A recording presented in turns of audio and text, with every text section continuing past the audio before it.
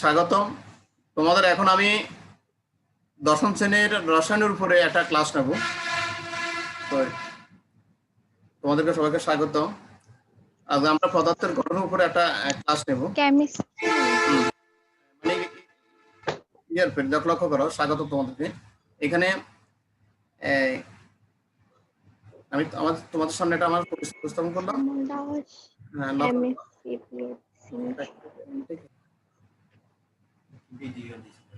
দেখো এখানে ওপেন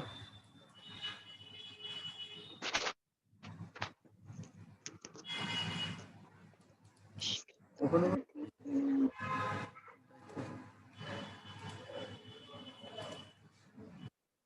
হ্যাঁ, দেখো তোমাদের সামনে আমি একটা চিত্র উপস্থাপন করলাম।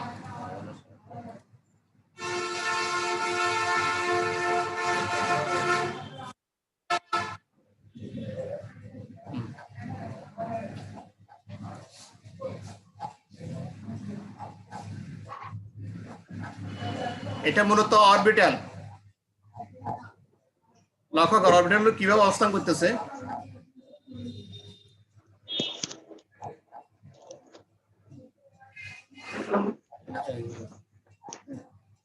এটা মূলত অরবিটাল। দেখো অরবিটাল কিভাবে এটার সাথে একটা কিভাবে কাজ করতেছে, লক্ষ্য করো।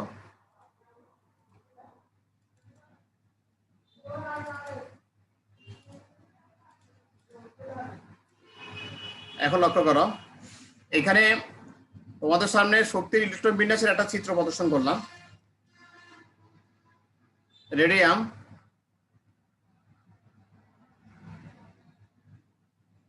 তো দেখো এখানে আমরা আজকে যা জানবো, এখানে শক্তি স্তর এবং অরবিটাল সম্পর্কে আমরা বর্ণনা করতে পারবো।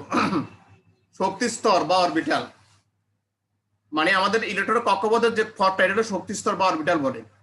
এই শক্তি স্তরে অরবিটাল ইলেকট্রন কিভাবে প্রদক্ষিণ করে বা কিভাবে ঘূর্ণমান অবস্থা থাকে সেই সম্পর্কে আমরা জানবো। তার প্রধান এবং উপশক্তি স্তর সমূহ সূচিত হওয়ার প্রক্রিয়া আমরা বর্ণনা করতে পারবো। প্রধান এবং উপশক্তি স্তর, প্রধান কক্ষপথ এবং উপশক্তি স্তর সমূহ কিভাবে সূচিত সেটা আমরা জানতে পারবো। কক্ষপথ এবং কক্ষপথের বিভিন্ন উপস্তরে পরমাণু ইলেকট্রন বিন্যাস সমূহ বিন্যাস করতে পারবো। কক্ষপথ এবং কক্ষপথের বিভিন্ন উপস্তর যেগুলো আছে, যেগুলোর মধ্যে পরমাণু কিভাবে অবস্থান করে সেটা আমরা বিন্যাস জানতে পারবো। লক্ষ্য করে এখানে পরমাণু ইলেকট্রন সমূহ তাদের নিজ নিজ শক্তি অনুযায়ী বিভিন্ন শক্তি স্তরে অবস্থান করে, এটা সত্য কথা। পরমাণু ইলেকট্রন সমূহ তাদের নিজ নিজ শক্তি অনুযায়ী বিভিন্ন শক্তি স্তরে অবস্থান করে বা বিভিন্ন কক্ষপথে অবস্থান করে। এটা কি আছে?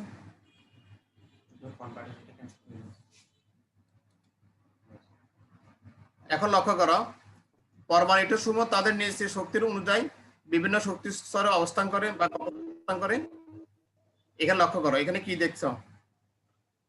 একটা নিউক্লিয়াস সবচেয়ে কাছের, অর্থাৎ এখানে n সমান 1 কে সেল, এটাকে প্রথম কে সেল বলা হয়, অর্থাৎ কে সেল n সমান 1 বা কে সেল। এই তাহলে দেখো প্রথম আমাদের কে সেলে একটি, আর পরে 2টি 4টি 6টি 8টি।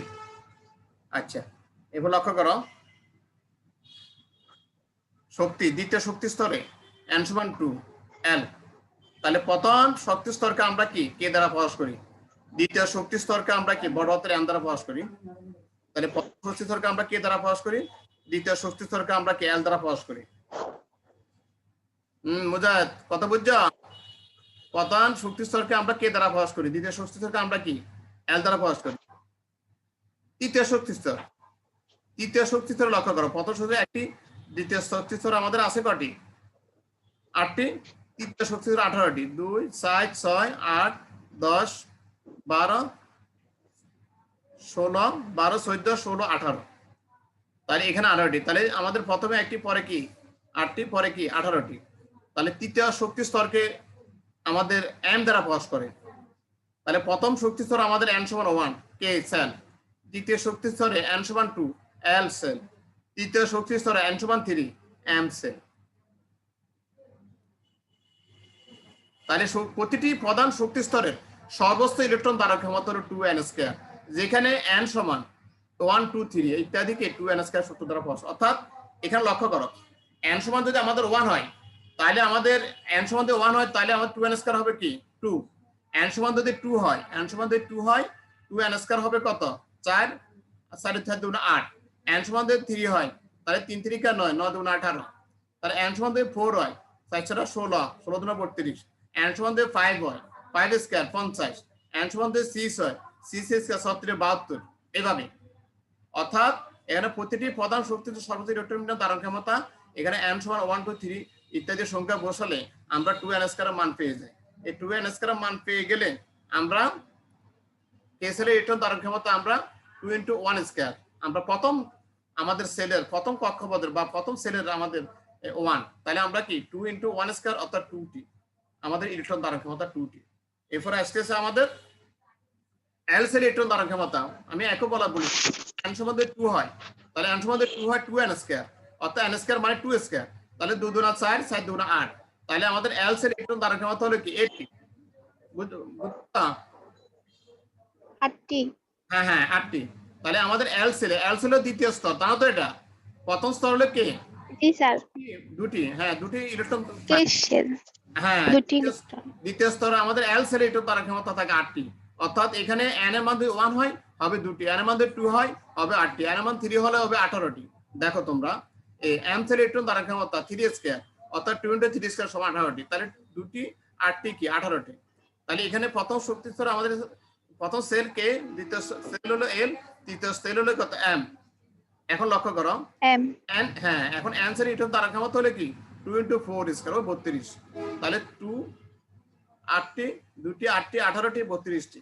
তাহলে এইভাবে আমাদের কি ইলেকট্রনের কক্ষপথের বা শক্তি স্তরে সব ইলেকট্রনগুলো তার সর্বোচ্চ স্তর থাকে। অর্থাৎ এ সর্বোচ্চ থাকে 2টি, এল এর সর্বোচ্চ থাকে কয়টি 8টি, আমাদের এম সেলের সর্বোচ্চ থাকে 18টি, এন সেলের সর্বোচ্চ থাকে 32টি। এভাবে চলে থাকে।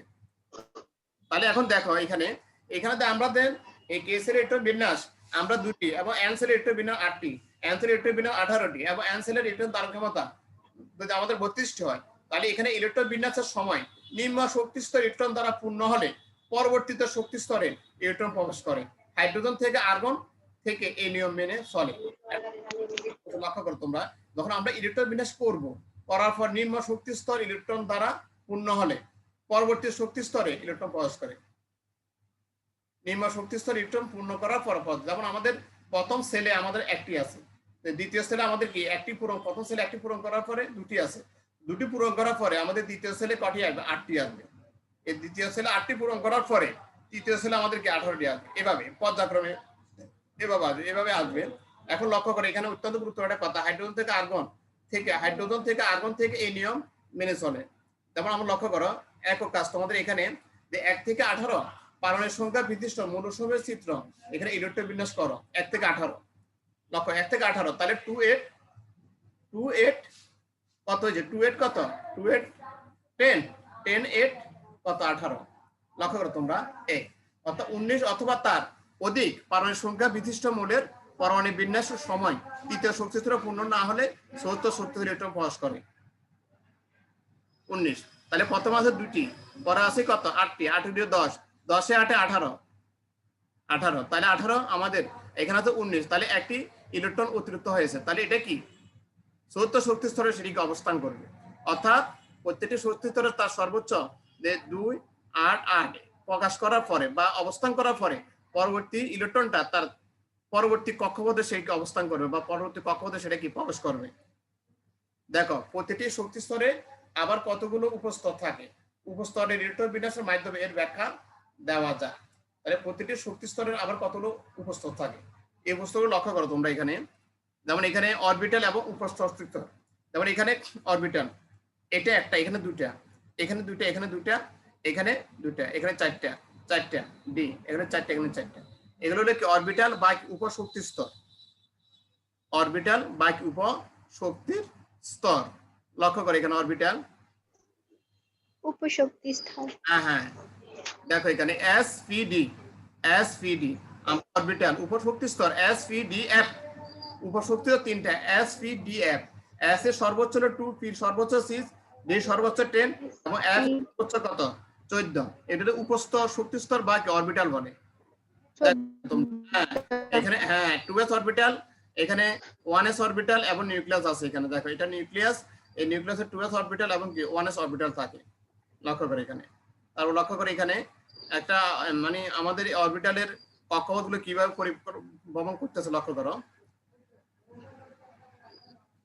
দেখো এখানে প্রতিটি প্রধান শক্তি স্তর এক বা একাধিক উপশক্তি স্তর নিয়ে গঠিত তাহলে প্রত্যেকটা শক্তি স্তর এক বা একাধিক উপশক্তি স্তর নিয়ে গঠিত এর উপস্তরগুলোকে আমরা সংক্ষেপে এস পি ডি এফ ইত্যাদি নামে আখ্যায়িত করে থাকি তাহলে এস পি ডি এফ এইগুলো হলো উপশক্তি স্তর আর আমাদের ইলেকট্রনের কক্ষপথ হলো কি কে এল এম এন কে হলো প্রথম সেল তারপর এল হলো দ্বিতীয় সেল তারপর এম হলো তৃতীয় সেল এবং এন হলো কি চতুর্থ সেল আর এগুলো হলো কি উপশক্তি স্তর ওই কক্ষপথের শক্তি স্তর ওই কক্ষপথের উপশক্তি স্তর হলো এগুলো যাকে আমরা এস পি ডি এফ দ্বারা প্রকাশ করি তো এখানে এস এর একটা মান আছে পি এর একটা মান আছে ডি এর একটা মান আছে ক্যাভ এফ এর মান আছে এস এর সর্বোচ্চ মান 2 পি সর্বোচ্চ মান 6 ডি সর্বোচ্চ মান 10 এবং এফ এর সর্বোচ্চ মান কি 14 তো এটাকে আমরা উপশক্তি স্তরের সর্বোচ্চ মান হিসেবে লিখি যখন আমরা ইলেকট্রন বিন্যাস করি তার শক্তি স্তর হিসেবে আমরা কি এগুলো প্রয়োগ করি যেমন এখানে লক্ষ্য করুন একটা জিনিস